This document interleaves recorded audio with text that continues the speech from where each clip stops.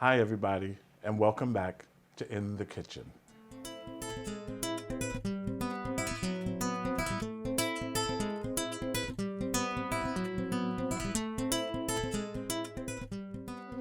And I'm doing good. Have another sip of wine.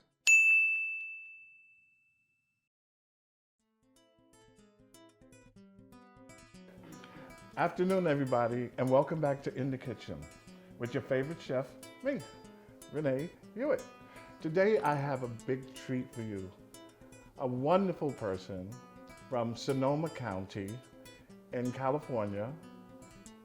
Marla Bedrosian with Domaine de la Riviere from the Russian River Valley of Sonoma County, California. It's great to be here, Thank Rene. you, Marla. My favorite chef. Thank you so much. Marla, I know that you've been in the business for years. How many years has it been, approximately? In the wine business, about 12 years. About 12 Yep. years. That's a long time, and you know she knows what she's talking about. Am I correct?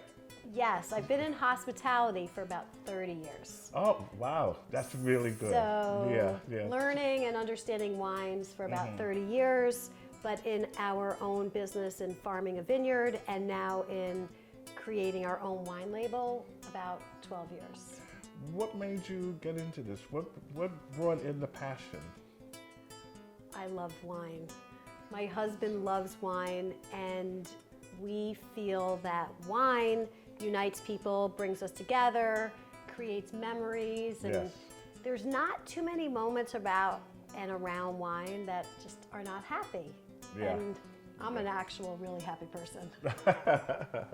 Yeah, so Marla, can you explain sort of a little bit about the process of this? What does it take to grow the for the vineyards to start growing and harvesting? Sure, so it actually takes a lot of work, and I'm sure. is, we're very, very hands-on. We don't have a company come in and just farm our vineyard and sell our grapes and not be involved. We're very, very much involved.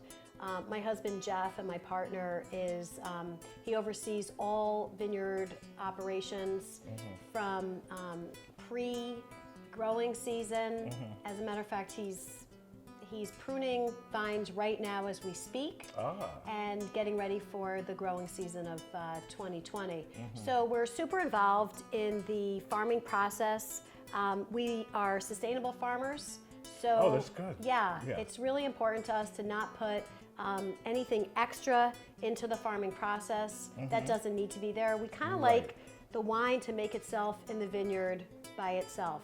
So, we'll see, it's called bud break in the vines, and we'll see. What is bud break? Bud break is when you start to see tiny little flowers in the spring, and those little flowers represent what will soon be clusters of grapes.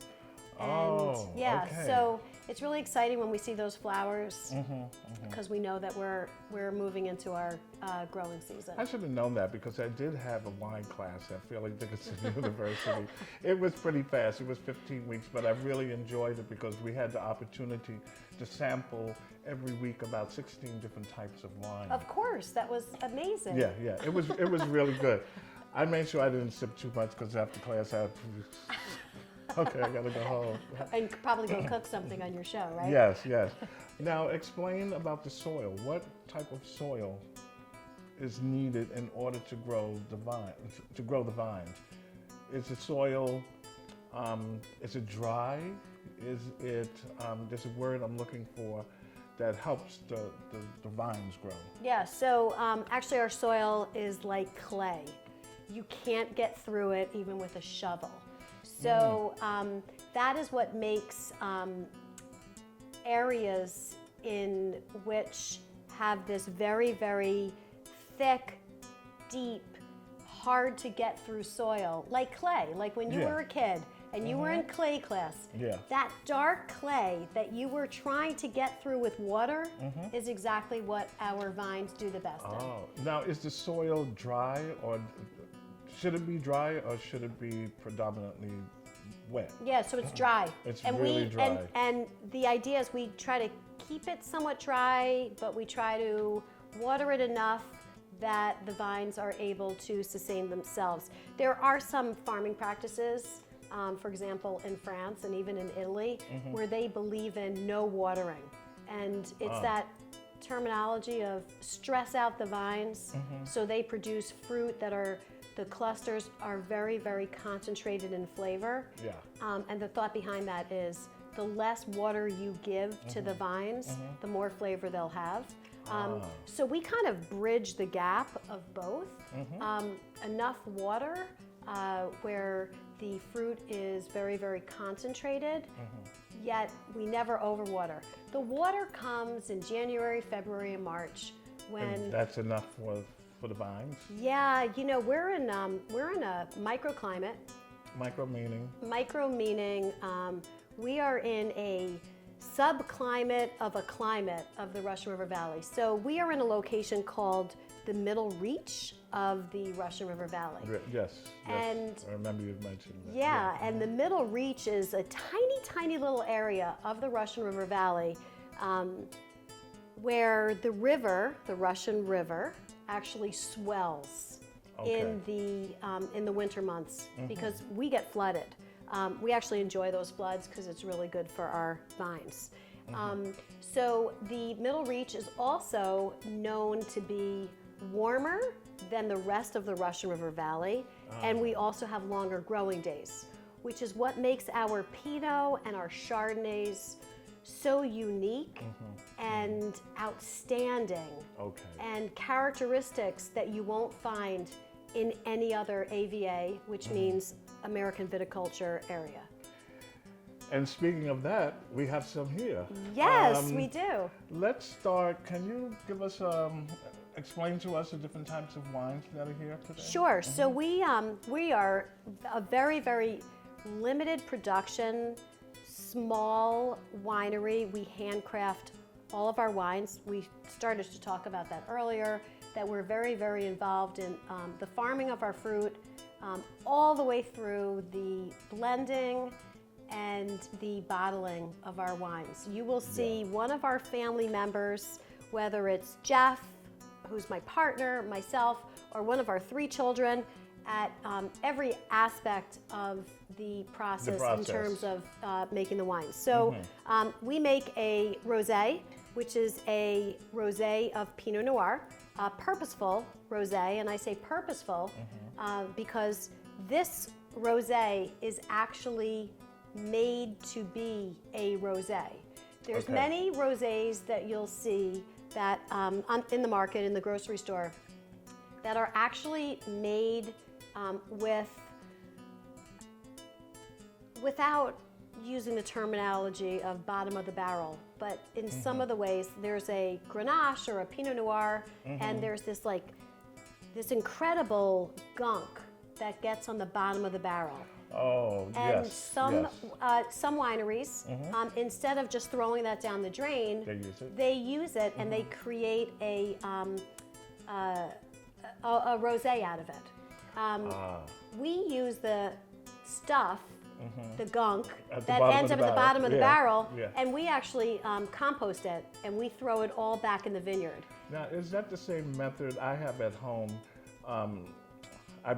When I was taking the wine class, say for instance you pour in some wine and you put this piece on the glass and you pour the wine into it. Is that straining the gunk if there's anything in the wine? Is that really fact or is that just fiction? So, no, it's not fiction. There's residue is what you're probably referring to. Yeah. Sometimes in older wines, there's this residue that is in the bottle. My son Duff happens to love that residue. He'll chew on it. He thinks it's so delicious. Yeah, he's like, give me the residue, I'll chew on it. He also likes bone marrow, but he does? Okay. Yeah, he So just loves that. But that residue at the bottom of the bottle, there's nothing wrong with it. It's all good. It's all part of the whole process. But the gunk, as I like to call it, the bottom of the barrel, we put that back into our vineyard. And that's one of our methods of being sustainable farmers. But the rosé, as I started to say, is purposeful rosé, meaning that we grow and we harvest the Pinot Noir specifically for this bottle of rosé, and that is why many people will refer to our rosé as it tastes very much like it's from Provence, or it's very Provençal in style, and that is exactly it. So this is the way we choose to make our rosé. Okay. This rosé is actually, as I said, it's a rosé of Pinot Noir, and it's named Shoshana. That's our fanciful name. I'm really into fanciful names, which means that we name every one of our bottles something. Yeah. It's all my marketing background. Yeah. So our rosé is named Shoshana. Shoshana is our first and only daughter. I thought I recognized the name. And she thinks she's a rock star. When we produced our first bottle, she was not even of drinking age. But Shoshana also, it's a Hebrew name, and it translates into rose. So it was perfectly appropriate to name this rosé after our one and only daughter, Shoshana. Okay. Now, which wine do we have here? Okay, so this is our next door neighbor, Chardonnay, all Domaine de la Riviere. I love it. It is the best. And that is actually going to pair very well with the cheeses that you've selected for us to enjoy. You want to explain the cheeses that we have Yeah, here? sure. So one of the things I love with our Chardonnay is super spicy and super blue, moldy, I love it. Yeah. rich, creamy. Yeah, when you bite into it, it's like it explodes in your mouth. You know how you get your cheeks? Yes. Yeah. Oh, I just love the blue. And it is such a perfect combination. All of this spiciness, this the blue, the Manchego with the Chardonnay, it turns our Chardonnay almost into like a butter, but not like a smooth, silky finish. Right. And and in school, they taught us that we would take a piece of cheese, we eat the cheese, just a little piece, and then we let that go. Then we take another piece of cheese and then we sip the wine. And I personally experienced, I don't remember which wine it was, but when I taste the wine, the cheese melted in my mouth. And it was so good. And that's so interesting because we always teach people, so that was from the cheese perspective. So from the wine perspective, I always tell people, taste your wine first. Okay. And then taste your wine now with a piece of cheese. Okay. And it changes the entire experience with the wine, and it makes it a full, well-rounded, complete experience. And I just think that food and wine are so important to go together. Forget the diets, because when you are having wine and cheese, no diet matters. But so it's really, it's fun to like pair things. And you know, the one thing about wine that I think is important is that whatever you like is what you like. Yes. And there's no wrong about it. Correct. There's no wrong. You might like a wine with a certain piece of cheese. That's all good. If that's what you like, that's what you enjoy. There's no such thing. No, but you can't have that. You can't. Our palates is all different. Yep. That's that is what I love so much about wine, is because it resonates differently with everyone. And also what I learned in school, sampling the wine. Are we ready? Yes. Are we ready to sample this? So this is our next door neighbor Chardonnay. This one is open because it was a little bit too cold and we were sampling. That's a true story. We were having fun behind the cameras. But next door neighbor Chardonnay is named after our next door neighbor, which is where we get our fruit from. So we're really excited about this wine. It's 35-year-old Wente vines. Which is, Wente is just a type of clone. It's a Chardonnay clone, but they're known to gain its flavor and its enthusiasm as the years go on. So these are 35-year-old vines that this is created from. This is our 2017. Now, when I was in school, Professor Capon over at Fairleigh Dickinson University, he mentioned and I never knew it, and a lot of the other students in the class. He was telling us to swish the wine around in the glass, and then he told us also to look to see if we saw the fingers that was coming off of the wine. That's what he told us to look for. Oh, interesting. Yeah. He said you will see in some wines, when you swish it and you stop, you see it dripping down on the side of the glass. Oh. It depends on the wine. I think he said the alcohol content. And you'll see this is light. It doesn't have, I'll give you a little bit more information on it. And then he told us about smelling, and he said, put it to the nose, and he said, honeysuckle, apple, Granny Smith apples, plum, yeah. Yes. A little bit of grapefruit. Yes, yes. And then he told us, lemon zest. There you go. Cheers. Yes. And then he told us, especially for the first time we're drinking a wine, is to put it in our mouth and swish it around so the flavors will get all in the mouth. And then some of us at school, we drank it, but he was spitting it out, because he just didn't want to, Such a waste when they spit it out. But it was 16 different wines each week. That's why we have Uber. You're right, Marla. Yeah, so this is just this is good. This is a crisp, fresh. There's not a lot of oak on this. This is not a California, very buttery, very oaky wine. We use French barrels. Some of them also they're fermented in stainless steel. Yep, we do and both. Also in the oak. So there's two different types, right? So this is fermented in stainless steel and in oak. We use 30% new oak with this. Stylistically, our wines are typical of, it's a nod to Burgundy. All of our clones come from Burgundy. So our goal has always been to kind of marry California and Burgundy. So you taste a little bit of oak at the end of this to really make it well-rounded and to know that it's coming from California. Yes. We do fermentation in steel and also in oak with this wine.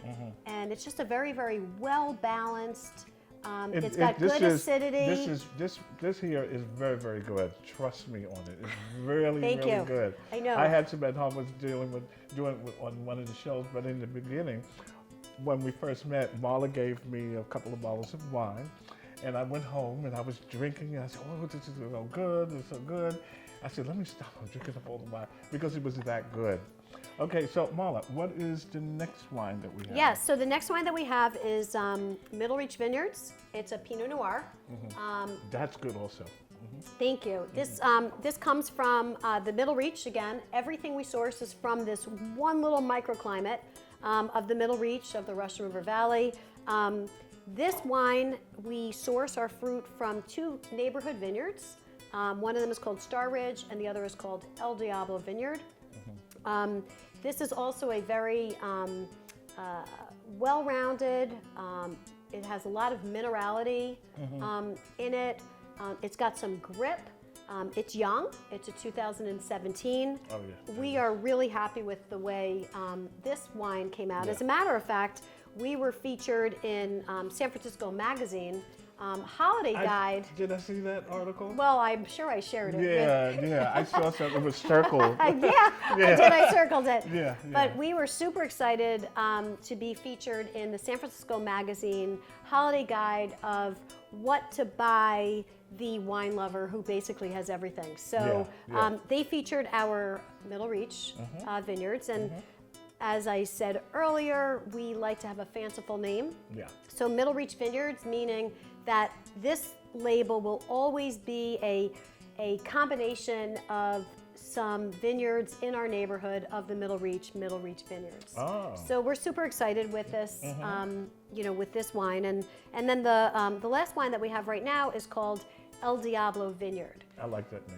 So El Diablo means the devil. And that's, it does? It does. And it's, I like the name. I don't know what it meant. No, it's awesome. But so El Diablo is from a vineyard, also in the Middle Reach, off of East Side Road in Healdsburg, California. And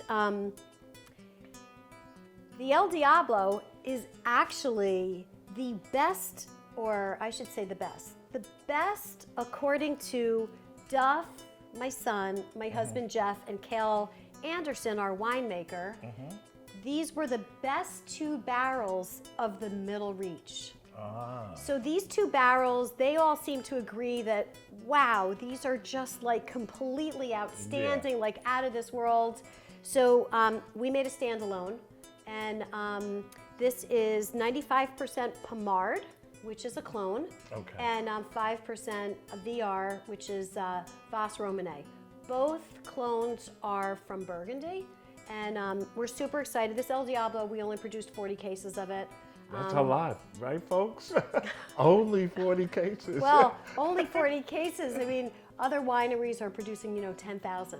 Oh, okay. So actually, this is like, and my husband Jeff keeps telling me, like, don't just pour that for yourself. That we don't have we enough only of that. have 40 cases right. of it. So Wow. yeah, we're super excited with both of these, and in 2020 we will be releasing our 2018 Next Door Neighbor Chardonnay, 2018 Middle Reach Vineyards, 2018 El Diablo Vineyard, and then we have one more super duper unbelievable. It's 100% from El Diablo, but it's 100% Pomard.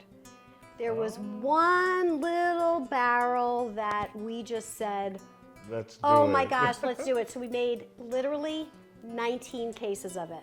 So that'll Wow. be released in 2020. We're super excited about it because Pomard is like the hot, Pinot. Yeah. And we're actually really excited about the VR I as will well. let you all know about it when the time comes. Marla, the wine explanation and what you talked about is really fantastic. So we have the sausage and we have the cheeses here. Let's try and pair them. And when we say pair, you take your wine, depending on the wine that you have and the cheeses that you're using, and you compare not only with cheese and with sausage, it depends on the dish that you're eating. With chicken, with beef, with fish, and which we will have later on. And I'm so excited about that. So we have all these samples here. A new sponsor who just came aboard, Andrea Salumeria, they have the best imported and domestic cheeses and sausages. And they are local, it's a small store, but they are really, really, really good. And I welcome them aboard. So Marla, Yeah. what are we going to sample first? So it looks like we have some Braciola and Sopressata. We also have some Gorgonzola with a strain of blue. I can just taste it right now. And that'll go really well with the Chardonnay. And Manchego, which is that salty flavor of cheese, will make the wine extra nutty in flavor. Yeah. So the Gorgonzola, you'll see, will create like a creamy experience for you. And I'm super excited about these cured meats. And this store is fantastic. I've actually been there myself. Oh, good. And I love going in and kind of playing with Yeah. the different cheeses Yeah. and the different cured meats. Yeah. They they're are not- authentic. Yeah, and then it's not a big store. You walk in, there's a small aisle. The cash register Yeah. is really small, and they have a nice display. Yep. And it's worth going there. A little pricey, but at the end of the day, it's worth it. Well, you know what? It's actually, the price standpoint for the quality of what you're getting It's worth it. is right on par for Yes. exactly what we have here today. Yes, And yes. plus they're super helpful and they're very creative in what you're serving and what they might suggest for you Yeah, too. and they care about their customers. Yep. And they will be around for a long Yep. time on the show with us. And small businesses, yay! Yay! Okay, so let's try you first. Okay, so we're gonna cut into this Gorgonzola with this blue strain, and Chef, I'm gonna let you. Oh, thank you. I'm gonna let you take a piece of that. And why don't you take a sip of the wine first? First, yeah. And Here I go. no twisting his arm there. Mm-mm.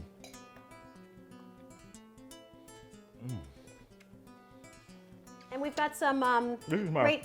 We've got some baguettes if you want to put some of this on baguettes, and or you Oh, don't. it's just, woo. Now taste some of the wine, and just So see good. how the experience just completely changed for you. All right. All diets are off right now, guys. It's worth it.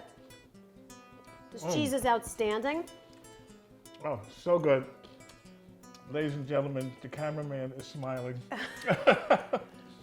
He'll I have feel some bad later. that he's not enjoying himself with us. He'll have some. He'll have some. Okay, so what do we have next, Marla? So let me cut you a little piece of this. Actually, let's. Why don't you just grab a piece of the sausage that I cut up? Sopressata. And Look at this. and the spiciness in this specific sausage. It's got a little bit of skin. But Oh. Wow. Very nice. and this married with the Chardonnay, even our rosé would be fantastic with this. I would not pair our Pinot with this. A little bit too spicy, not really the right food. But the spiciness is it's almost like this scientific experience that goes on your tongue Okay. with the Chardonnay, and it just makes it completely well balanced. And it's really incredible the way wine and food really interact with each other. When they marry. Yep. And you know, not only that, we were talking earlier about this, but the whole like experience. I mean, I won't forget this experience. Eating these cured meats and this cheese with you while drinking my next door neighbor's Chardonnay. This is just a great afternoon. This sausage is really good because I can still taste it. It's not one of those sausages you eat and then it disappears. I can still, the flavor is still there. I highly recommend it. Okay, so Marla, what do we have next?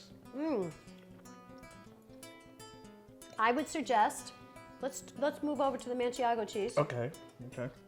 And let me just cut you a piece of this. Go ahead. This is a hard cheese. It's got a lot of, it's a little bit salty, which also pairs really nicely with the Chardonnay. Oh yeah, it looks good. It's a good, It's not that hard to me, but I like this. And we will let our cameraman taste some of this later. You know what I mean? Yes, maybe. We don't eat the whole thing up.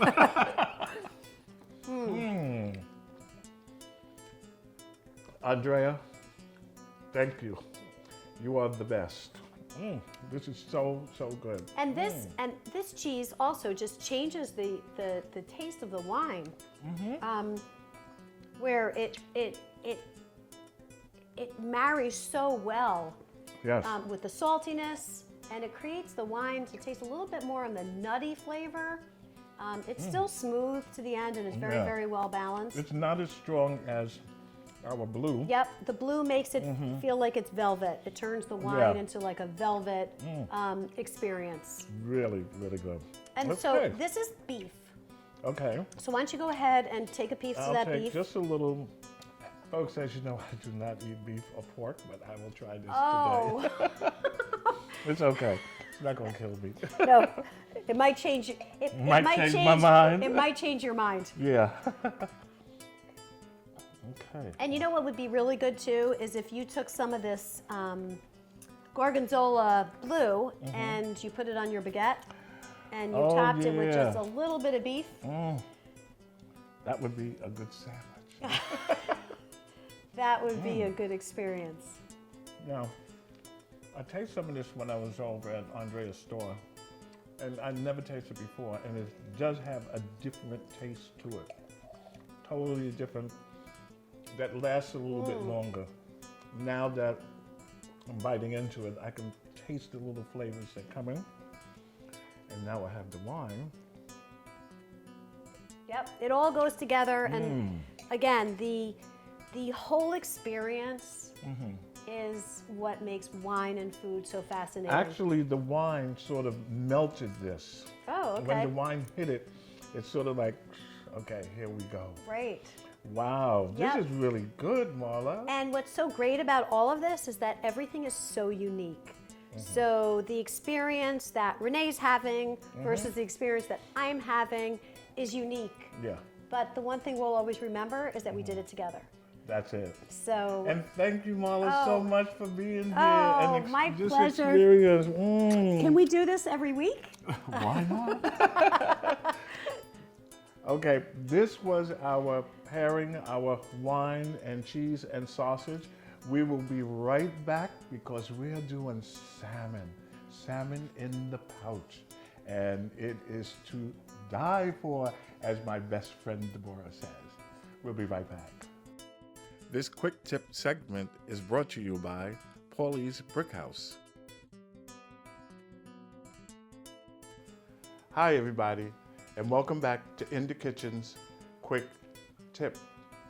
Have you ever tried to cut maybe a potato or chicken or a steak and the knife is just going and going and going and going and it's not going through? It feels like it's cutting the steak or whatever on the other side of the knife. It's because your knife isn't sharp, okay?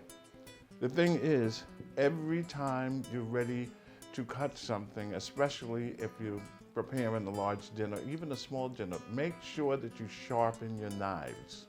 It is very important. It will take 30 seconds and then it alleviates all the work that you're trying to do to chop and cut. Okay, today I have 3 knives. This is your regular chef knife. This one is really good. And notice it has the little pegs in the handle. That's what you want. And it goes all the way down to the bottom. I have another one, the same idea. This is a good knife. I used it in culinary school, so I went through the changes. And this one here, this is for deboning. Notice that the knife is bendable compared to this. This knife, you can't bend it as well as this one. Okay, I have 2 different methods of sharpening my knives. One is this one. I bought this, it's Smith's. I bought this on Amazon. I think it costs like $30-something. This is a pretty good one. This one is totally different. This one has 2 different sides. This side is smooth and this side is rougher. Now, to get this started, let me move my knives out of the way. Let's say I want to sharpen this knife. I do not hold this in my hand. You rest it down. And when you sharpen, do not lay the knife down on the stone. Have it up at an angle. And you want to sharpen from this point to the very tip. So you're going to go 1.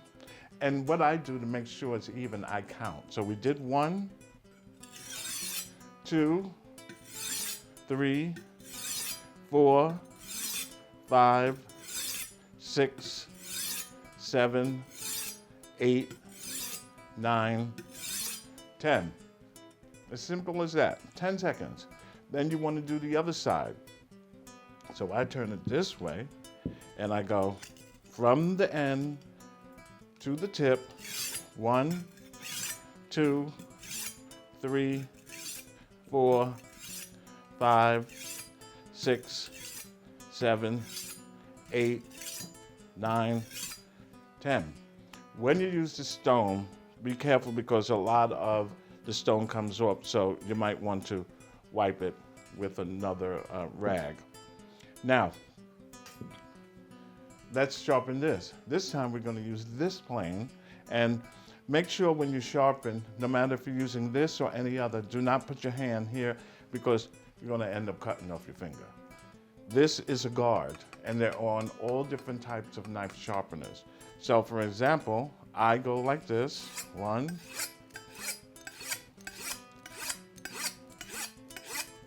10,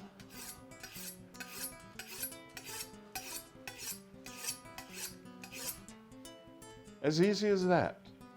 And this one, they have 2 sides to it and they're basically the same, this side and this side. Okay, so we've sharpened that one. Now we have our bone. This knife is very important to sharpen, especially when you're cutting chicken, okay? Because you want to be able to get in between. And like I said, it's designed so it's flexible, and in order for you to get behind a bone or something like that, we could use this. Now, some people go like this, this, this, this. It doesn't matter. It's up to you, whichever is convenient for you. If you want to go like this and count, 10.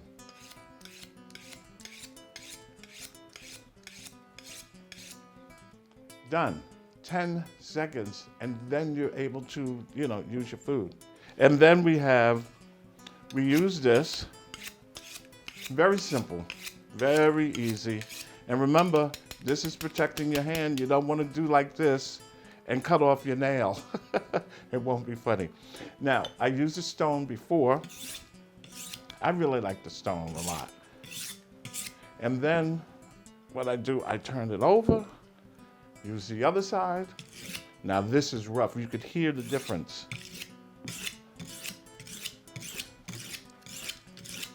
10.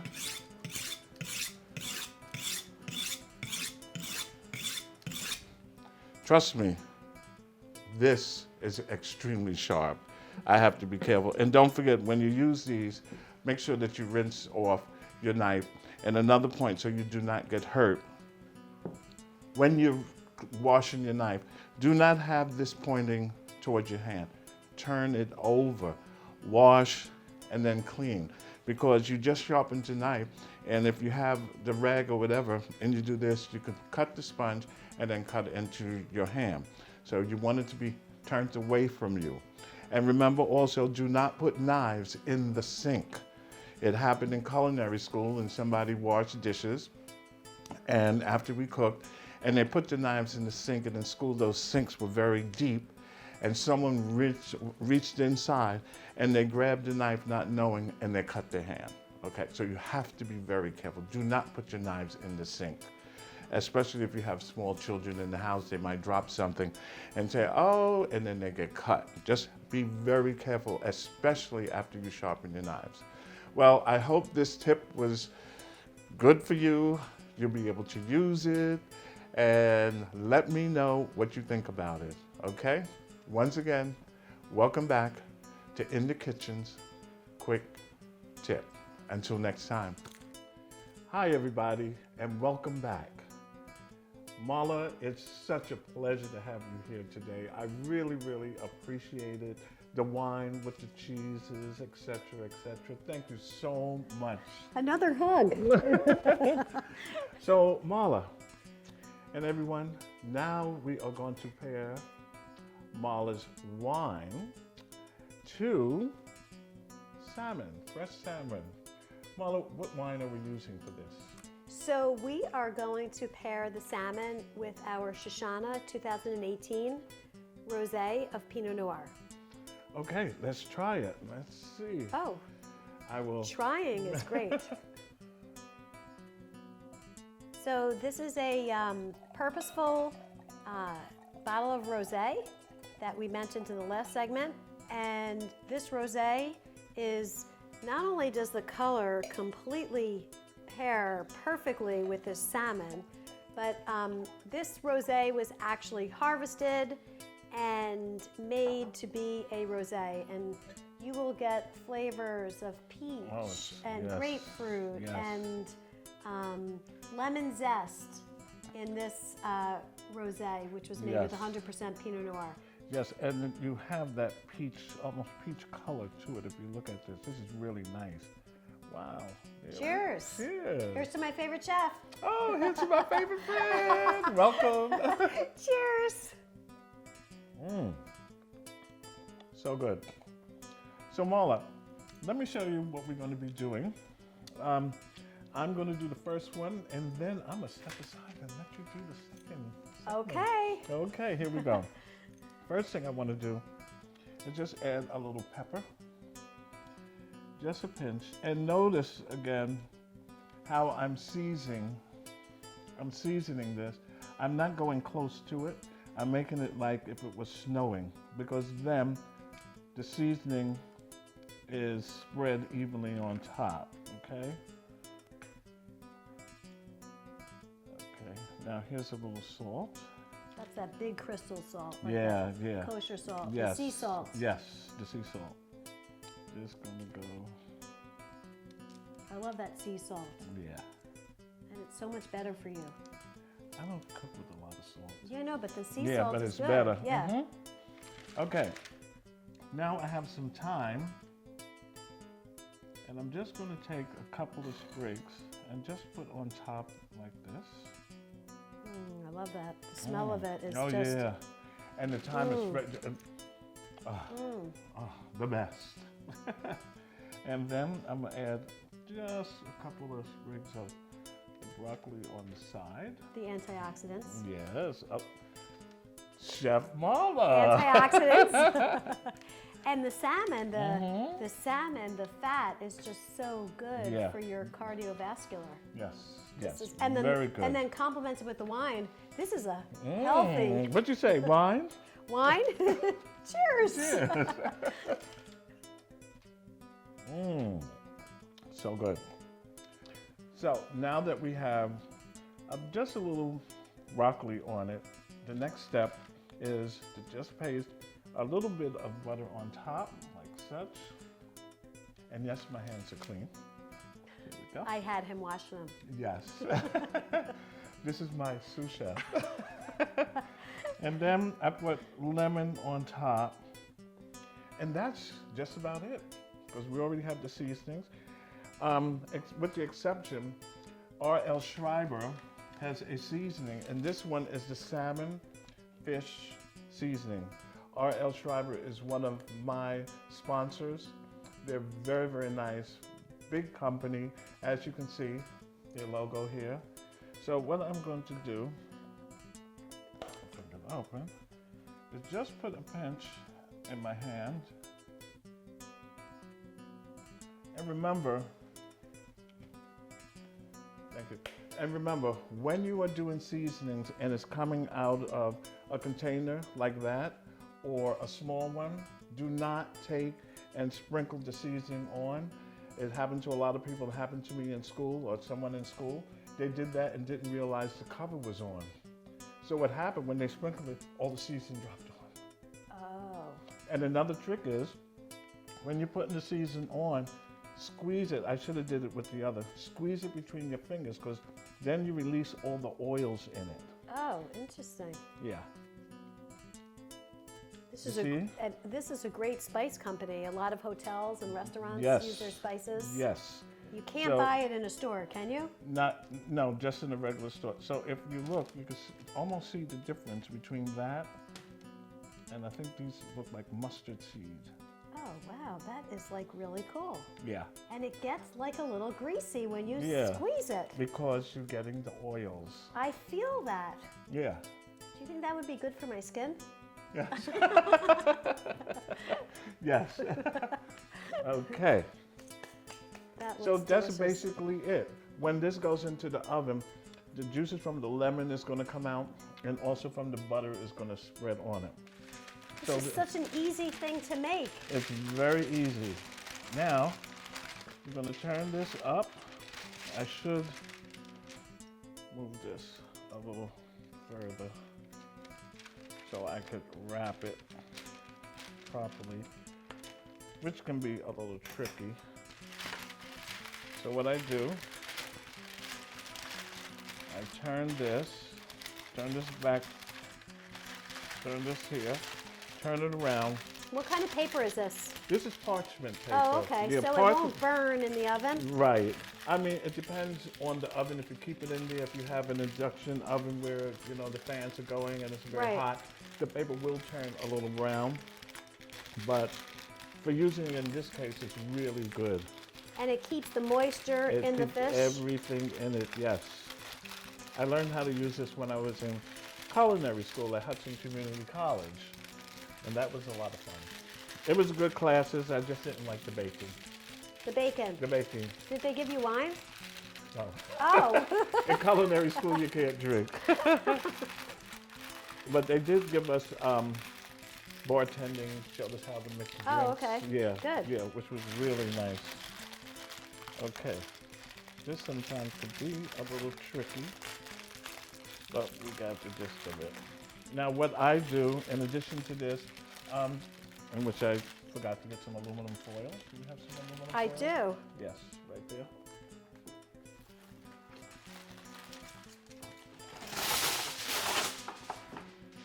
Thank you, Marla. Yes. So I'm going to take this. I'll put it here. And I'm going to wrap it. And what an easy meal to make for a family, Yes. Yes. right? I You mean, see, for working people, you Yes. just come home and And this didn't take any time to create, right? yeah, Okay. you just put it all together and Yes. Okay. All right, so that's one. We're going to have another, and then we're going to put these in the oven. So, Marla, now it's your turn. oh, We have some parchment paper over here. There's one already out. Right there. There you go. If you turn this down, won't curl up on you. got it the other way. Yeah. Okay. Great tip, chef. Thank you. Okay. Mhm. Okay. Yeah. So I am going to take the salmon. Mhm.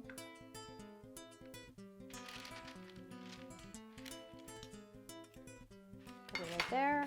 Mhm. I'm going to put a little bit of broccoli Mhm. Very good. right here. I'm going to take some time. Oh, I love that smell. Yeah, Fresh yeah. from the garden, right, Yes. Renee? Direct. Great job. Great. And we're going to just put it right there. Mhm. We're going to do a little bit of pepper. Yeah. Was that the pepper? Oh, no, this is the, Oregano. yep, Yeah. that's the oregano. I like a lot of oregano. Yeah. Okay. Tastes so good with the rosé. Salt. A little bit of sea Coarse salt. Sea salt. Yes.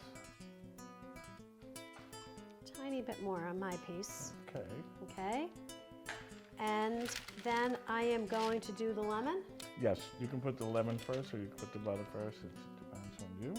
All right. Look at That that. is so beautiful. Yeah. I'm going to just do this. And then I am going to do this. Okay. Look, folks. Look at Marla. She's doing it better than me. How about my spices? Of course. Yes. I mean, this is like the good stuff. That's the good. That's This the is gold. this is the icing on the cake. Yes. That's the gold. So I'm going to do it over here so I don't make the same mistake that person made. Yeah. And Those things happen, folks. You know, yeah, no, I'm not going to blame them. Yeah. And then I'm going to do this. So Yeah, I release squeeze the it. oils. Oils, Yes. Yummy, yummy. Oh, they smell It smells so good. good. Smell that. Yes. I think I see little pieces of mustard oil Ah, that is Yeah. smells so delicious, and just a little bit. on top. Oh, she's doing a good job, isn't she? Let's give her a round of applause. Thank you. First time I made salmon. Not the first time I've drank the Shoshana Rosé. Oh, we have to have that. Okay. This is such a fun day today. How did I I'm do? enjoying- You did wonderful. Okay, good. Now you just have to, Oh yeah. yeah. That I might not be so good at. So we just kind of want to go like this. And then we kind of want to go like this. Yeah. You know, I used to work at like a Subway shop when I was growing up, Oh, okay, okay. but I might not be so great at it. No, you're doing wonderful. Okay. And let me get a piece of aluminum for you. And how is that, Chef? That is wonderful. You did a wonderful job. Thank you. Okay. This is so much fun, folks, when you can be in the kitchen and you work with someone and you could laugh and you can smile Yeah. and you can just make the best of it. That's very, very important.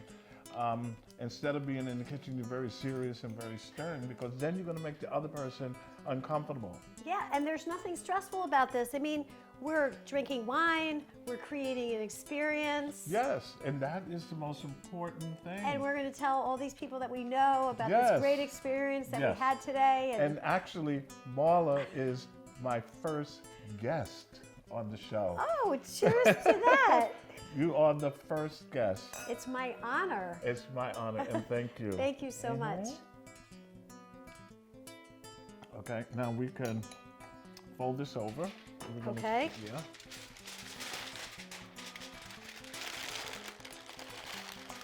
And the aluminum plus the parchment paper is going to hold the steam in there. You can keep it in there for about a half an hour or so. Okay? So now we're going to put this in the oven, like this. And we have another one that we did earlier. Well, we need to have enough for the photographer. You think we should share? Yeah, just a little bit. Okay, a little bit, Just little bit. Okay. All right, so this piece here is going into the oven as that. And then this, which we fixed earlier, is coming out. Oh, it looks so good. Yummy. Oh, that looks so good. Look at that. Wow. And you can see the juice from The lemon. the lemon, it just went all over the Yep. salmon, and the butter melted into it, and the broccoli looks And the great. broccoli's perfectly done. Yes. It's not overdone. No, no. It's just perfect. Smells good. Would you like to try a piece, Marla? I would. Let's see. Oh, I love these spices. And it's just, the skin at the bottom is just left there. That is delicious. I don't think we have enough for the cameraman. Nope, I don't think so either. No, we have enough. So, here it is. The completed salmon. Once again, we used a little salt, and we used the a little oregano, R.L. Schreiber. This one again is the salmon / fish seasoning. Delicious. Delicious. This made it all. Yes, one of my big sponsors, like my best friend here, Marla. And then what we did, we just wrapped it and we put it in the oven for about 25 minutes. So what do you think, Marla? Did you enjoy your day? Today we created memories, Chef. Yes. And thank you so much. I really enjoyed it. And I enjoyed having you here. This- And we will be doing this again, ladies and gentlemen. Yes. She'll be back. This has been so special. Cheers. Cheers to you. And cheers to everyone and Happy New Year. The same to you.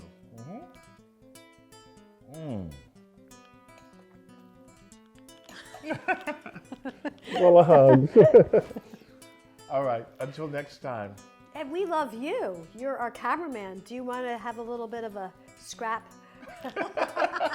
Salmon. And we have plenty of cheese left also. There's some cheese. We've Yes. got some spicy And- cured and- meats. And also, thanks a lot to Andrea Salumeria. Unbelievable. Yes, yes. Store. Thank you for the cheeses. We really appreciate it. And we will see you next time. Bye-bye.